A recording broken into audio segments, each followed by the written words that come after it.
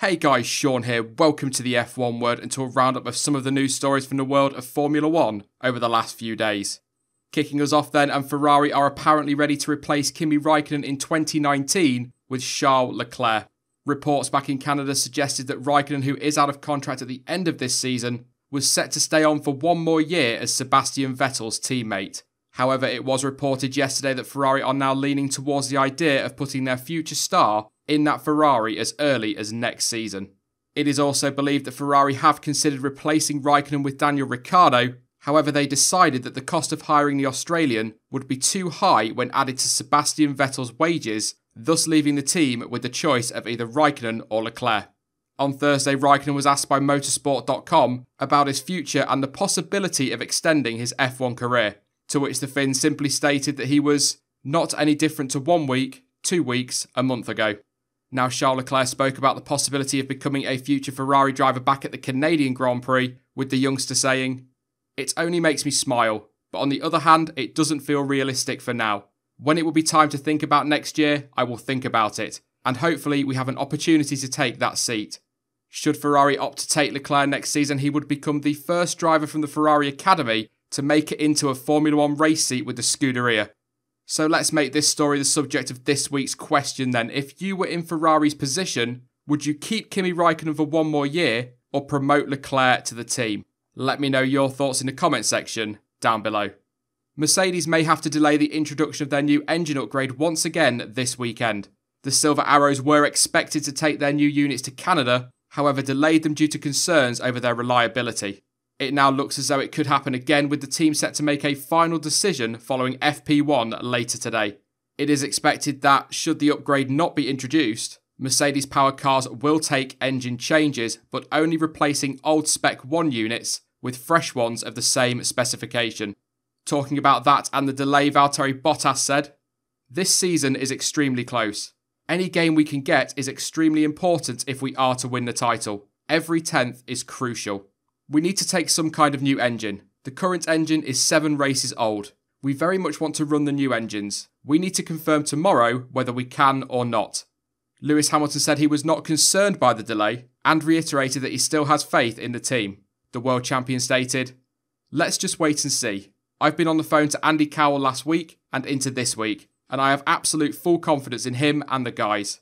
I don't really want to say too much at the moment as I don't know what Andy's planning, but I trust in whatever decision those guys make. It will be for the right reasons. We've done the 7 races with great performance up until now, so even if we are to take the older spec, I'm not worried about it."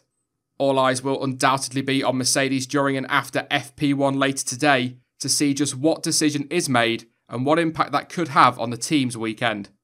On Tuesday, it was announced that Red Bull would be splitting from Renault at the end of the season and will be powered by Honda from 2019 onwards. That decision divided opinion, with many concerned about the reliability and performance of the Honda engine.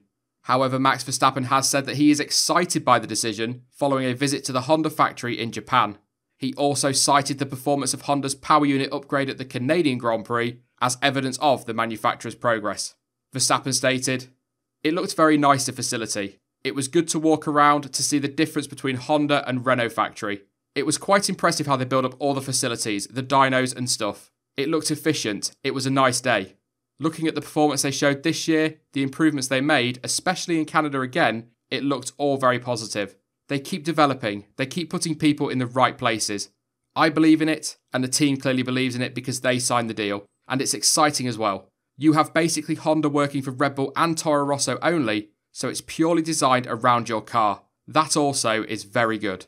When Red Bull make the switch to Honda at the end of the season, it will bring to an end a 12-year relationship between them and Renault, but next season will also be the first time Honda have supplied more than one team since their return to F1 in 2015.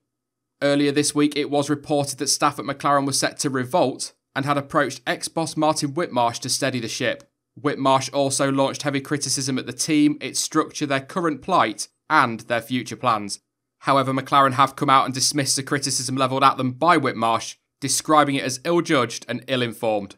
A McLaren spokesman told Sky Sports F1, "Martin worked for McLaren for many years, but has been outside the business for some time and is not part of our future.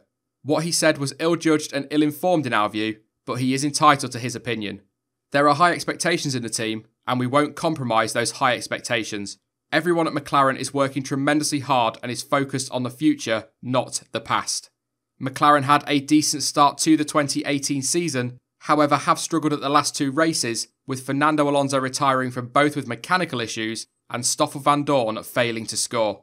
The team currently sit 5th in the Constructors' Championship, 16 points behind their engine supplier Renault and 94 points behind the other Renault customer on the grid, Red Bull.